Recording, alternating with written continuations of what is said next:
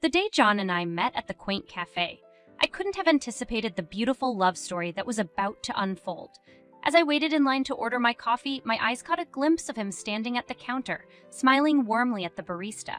He was tall, with a rugged charm that immediately drew me in. As fate would have it, we both reached for the last cinnamon muffin at the same time. Our hands brushed, and we shared a laugh, breaking the ice that had formed between two strangers. He insisted I take the muffin, and I couldn't resist his genuine kindness. That was the moment our connection began. "Do you come here often?" he asked with a twinkle in his eyes. "Actually, it's my favorite spot in town," I replied, feeling an unexpected flutter in my heart. From that day on, we kept running into each other at the cafe, and each meeting felt more like destiny. Our conversations flowed effortlessly, as if we had known each other for ages. We bonded over our love for literature, travel, and dreams of a happy family. One evening, as we strolled hand in hand along the park, he turned to me with a playful grin. "You know, I think this is more than just chance.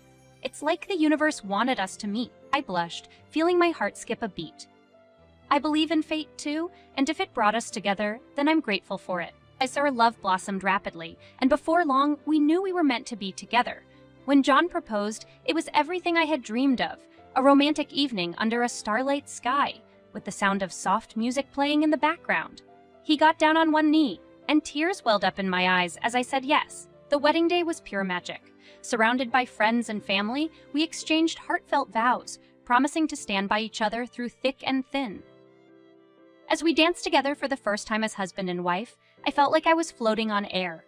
This was the beginning of our happily ever after. And so the next few months, we settled into our new home, a charming white house with a beautiful garden. We would spend evenings cuddled on the couch, planning our future together, and it felt like we were invincible. But as with all fairy tales, clouds can appear on the horizon, and life took an unexpected turn. John's behavior started to change, and we found ourselves arguing over insignificant things.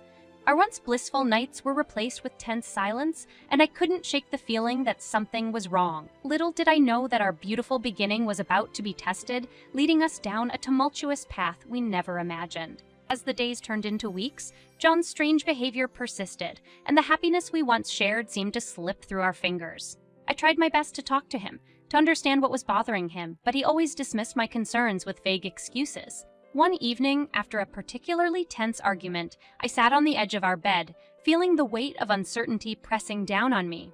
John stood by the window, staring out into the night, and the distance between us seemed immeasurable. "John, please talk to me," I pleaded, my voice trembling with emotion. He turned towards me, his expression guarded. "It's just work stress, Margaret. You know how demanding my job can be, but we used to share everything, John. I want to be there for you, to support you," I said, feeling the tears welling up. He sighed, avoiding my gaze. "I appreciate that, but I need to handle this on my own. It's not about you." His words stung, and I felt a pang of hurt deep within. The warmth that once radiated from him was replaced by an icy detachment that left me feeling isolated. The next morning, I attempted to reach out again, hoping for a glimmer of the man I fell in love with. As we sat across from each other at the breakfast table, I mustered up the courage to broach the topic. "John, I miss us. I miss the laughter, the conversations, the intimacy," I said, trying to keep my voice steady. He glanced up briefly, but his eyes seemed distant, almost empty. "I'm sorry, Margaret. I'm just not in the right headspace right now. I need some time alone." I felt a lump forming in my throat, struggling to hold back tears. "Alone? But we're supposed to be in this together. Please, let me help you." He shook his head, pushing his plate away. "I need to figure things out on my own. Maybe we just need some space." And with that, he left for work, leaving me feeling more lost than ever. The days turned into weeks, and the divide between us grew wider. We slept in separate rooms, and every attempt to connect with him was met with silence or indifference. One night, I couldn't take it any longer, and my frustration spilled over into anger. "You can't keep shutting me out, John. We're supposed to be a team facing life's challenges together." His face hardened, and he snapped back. "Well, maybe you're part of the problem, Margaret. I need space from your constant nagging and insecurities." Tears streamed down my face as his words cut deep into my heart. I had always trusted him and believed in our love, but now doubt crept in like a dark shadow. As time passed, John's behavior became even more erratic. He started coming home late, often reeking of alcohol, and he always had an excuse about work or hanging out with friends. I began to wonder if there was someone else, but I pushed that thought away, unwilling to believe it. The beautiful beginning of our love story now felt like a distant memory, and the storm brewing in our relationship threatened to shatter the happiness we once knew. I couldn't help but feel that something was seriously wrong, but I had no idea just how much my life was about to be turned upside down. As the turbulence in our marriage continued, I began to feel a deep sense of unease and uncertainty. I couldn't shake off the feeling that I needed to protect myself, just in case things took a turn for the worse. It was then that I decided to buy a small safe and start saving money secretly. Late at night, when John was out, I would carefully count the cash and place it inside the safe. It was my safety net, a lifeline should our marriage crumble completely. I felt guilty for keeping this from him, but I feared he might react negatively or take the money away if he knew. One evening, I sat in our bedroom, nervously counting the money for the umpteenth time when John unexpectedly entered the room. Panic surged through me, but I quickly closed the safe and tried to act casual. He raised an eyebrow, noticing my odd behavior. "What are you doing, Margaret? You look like you've seen a ghost." Trying to maintain composure, I forced a smile. "Oh, nothing, just tidying up a bit." He walked over and sat down next to me on the bed. "You seem distant lately. Is everything okay?" I hesitated, not knowing how to respond. I wanted to confide in him, to tell him about my worries and fears, but his recent coldness held me back. "I'm just tired, John. Maybe we could spend more time together like we used to," he sighed, seemingly preoccupied with his own thoughts. "I've been busy at work, you know that. But sure, let's plan a nice evening together soon." Relieved that he didn't pry further, I nodded, secretly hoping that we could rekindle the spark that seemed to have vanished. Days turned into weeks, and my secret stash of money grew steadily. I felt a strange mix of guilt and empowerment, knowing that I had some form of security amid the turmoil. But I also couldn't shake off the nagging feeling that I shouldn't have to resort to such measures in a loving marriage. One night, as I counted the money yet again, I looked at my reflection in the bedroom mirror, contemplating the path our relationship was taking. "What happened to us, John?" I whispered to myself. "We used to be so happy." The days continued to blur, and as John's late nights became more frequent, I began to suspect that there was more to his behavior than just work stress. My instincts told me something was terribly wrong, and the money in the safe became a symbol of my growing mistrust. One evening, John stumbled into the house, reeking of alcohol, and collapsed on the couch. His slurred words broke my heart. "It's just a tough phase, Margaret. I promise things will get better." And my frustration boiled over, and I couldn't hold back any longer. "But you're never here, you're always out, and you come back like this. I can't keep pretending everything is fine." He waved a dismissive hand, seemingly unaffected by my pain. I said, "I'm dealing with stuff, okay? I don't need you nagging me about it." Tears welled up in my eyes, hurt by his callousness. "I just want us to be happy again. I want us to talk and share our lives." He got up, unsteadily making his way to the bedroom, and paused at the door. "Just give me some space, Margaret. I need time to figure things out." As he closed the bedroom door, my heart sank and the realization hit me like a ton of bricks. I needed to protect myself and the future I had once dreamed of. My secret stash of money now held a greater significance, not just as a safety net, but as a symbol of my strength in the face of uncertainty. The days following our heated argument were filled with a tense silence. John continued to come home late, and we barely spoke to each other. Every night, I would lie in bed, my heart heavy with worry and confusion, wondering how we had drifted so far apart. One fateful morning, as I was getting ready for work, my phone rang. I glanced at the caller ID and saw John's name.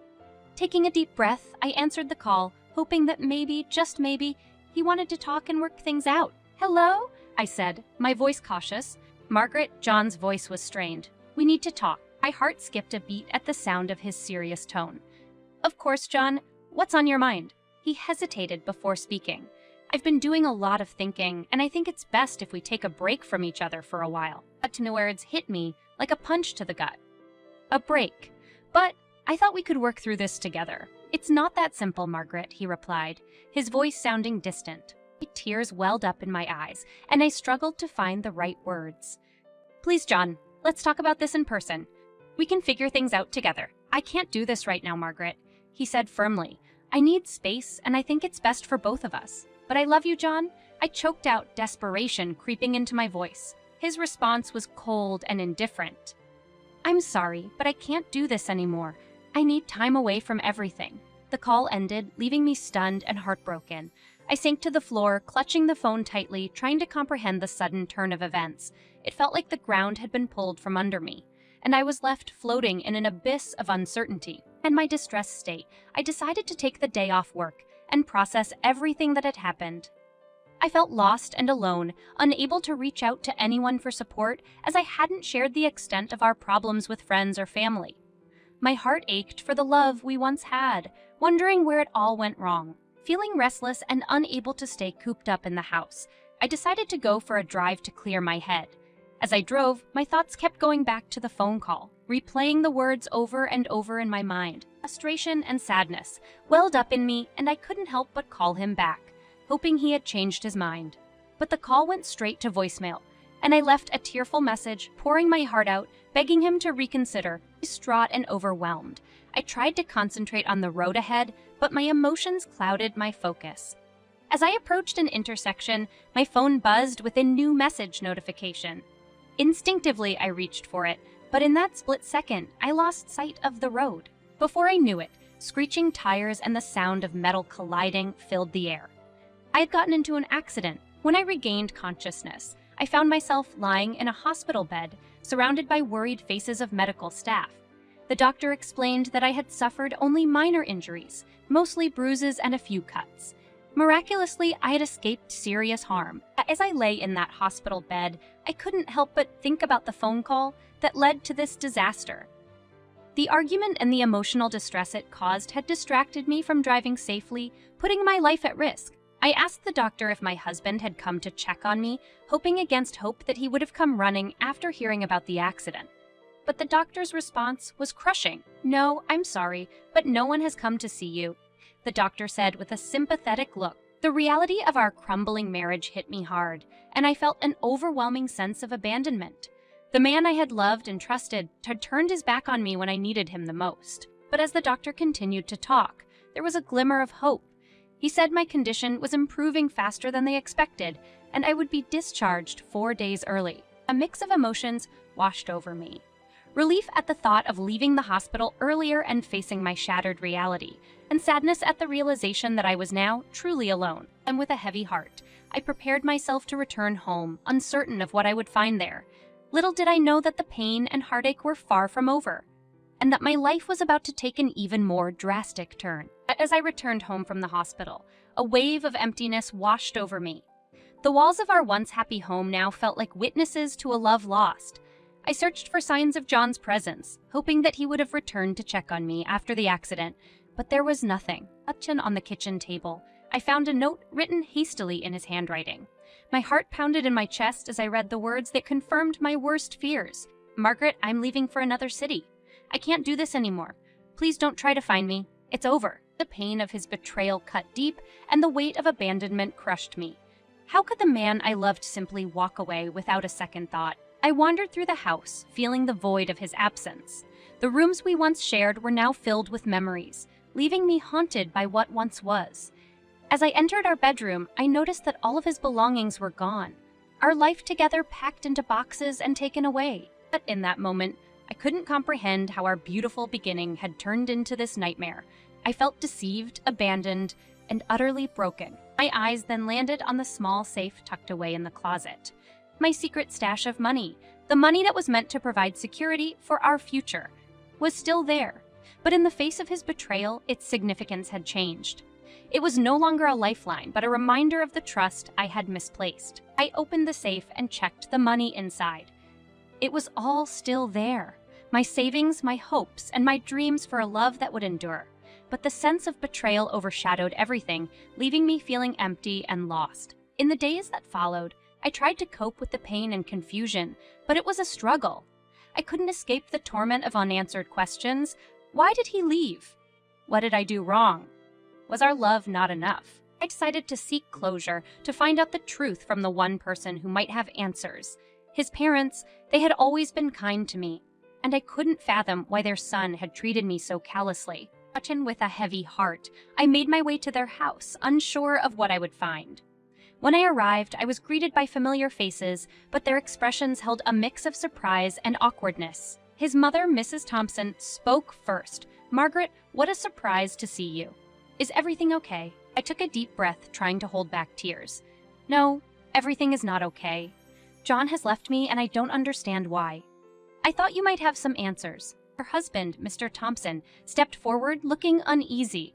I'm sorry, Margaret, but if John has chosen to leave, it's his decision. We don't know why he did it, but don't you have any idea? I pleaded, unable to mask my pain.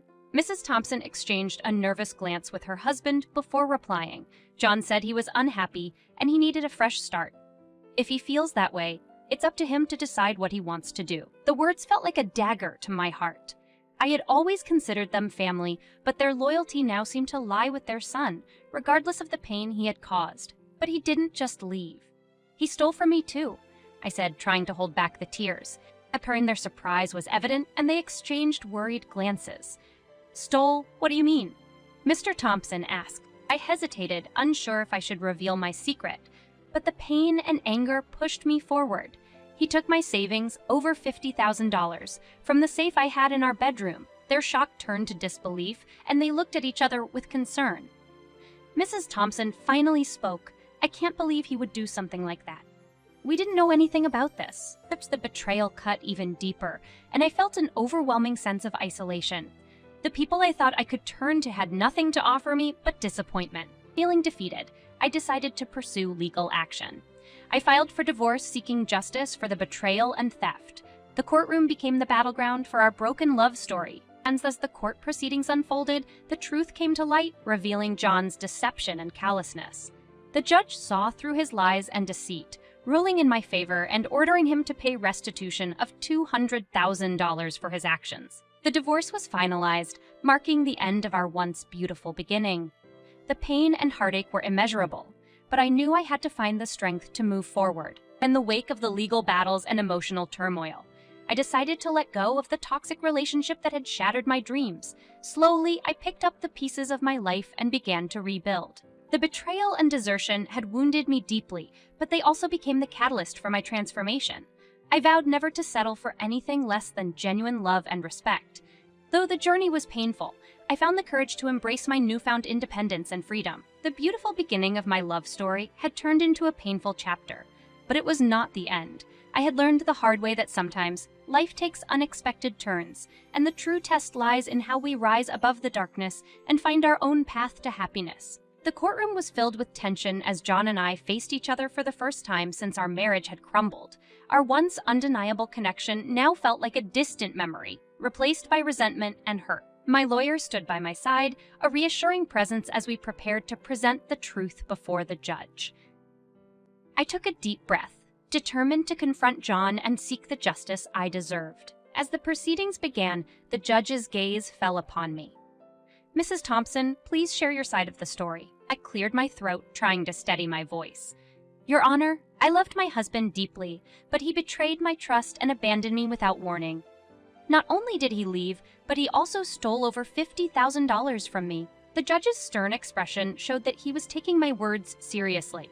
Mr. Thompson, your response? John's eyes avoided mine, and he spoke with an air of indifference. Your Honor, I admit that our marriage was troubled, but I didn't steal anything. The money she speaks of was probably used for household expenses. Anger boiled within me, and I couldn't hold back my frustration. That's not true. I kept that money in a safe, and I can prove it. My lawyer handed the evidence over to the court. A record of my savings and the empty safe. The judge examined the evidence, his face growing stern. Mrs. Thompson, do you have any witnesses or other evidence to support your claim of betrayal and theft? The judge inquired. I dictated, not wanting to bring his parents into the proceedings, but I knew it was crucial to present the truth. Yes, Your Honor. I spoke to John's parents, and they confirmed that they had no knowledge of him stealing the money. In fact, they were just as shocked as I was. The judge raised an eyebrow, looking at John. Is this true, Mr. Thompson? John's parents had warned him not to drag them into the situation, and he shifted uncomfortably in his seat. Your Honor, I apologize. I did take the money, but I needed it for personal reasons. I never meant to hurt her. The admission cut like a knife, and tears welled up in my eyes. How could the man I loved do this to me? The judge's stern gaze fixed on John. Mr. Thompson, your actions were deceitful and unjust. The court takes such matters seriously, and it is clear that your actions have caused significant harm to Mrs. Thompson. John's lawyer attempted to defend him, citing his remorse and willingness to make amends. But the damage was already done, and the truth had been revealed. In the end, the judge ruled in my favor, ordering John to pay restitution of $200,000 for the stolen money and emotional distress caused by his betrayal. He also granted the divorce, severing the last remnants of our once cherished love. As the courtroom emptied, I felt a mix of relief and sorrow. The legal battle was over, but the emotional scars were deep and would take time to heal. In the aftermath of the divorce, I focused on rebuilding my life. I found solace in the support of friends and family who stood by me through the darkest times. The money from the court settlement became a stepping stone for a new beginning, a chance to pursue my dreams and rediscover my worth. One day, as I walked through the city, I found myself passing by a little coffee shop, reminiscent of where John and I had first met. But this time, instead of sadness, I felt a sense of empowerment and renewal. As I stepped inside, the familiar smell of coffee filled the air, and I smiled as I ordered my favorite cinnamon muffin. I realized that the beautiful beginning of our love story had ended, but it was just the start of a new chapter. One filled with strength, growth, and the promise of a brighter future. As I savored the taste of the muffin, I made a silent promise to myself. I would never settle for anything less than genuine love and respect. My heart had been broken, but it had also grown stronger. And from that strength, I knew I would create my own happily ever after, on my own terms, with my head held high. The journey ahead would not be easy, but I was ready to face it with unwavering determination, armed with the lessons learned from my beautiful beginning and painful end.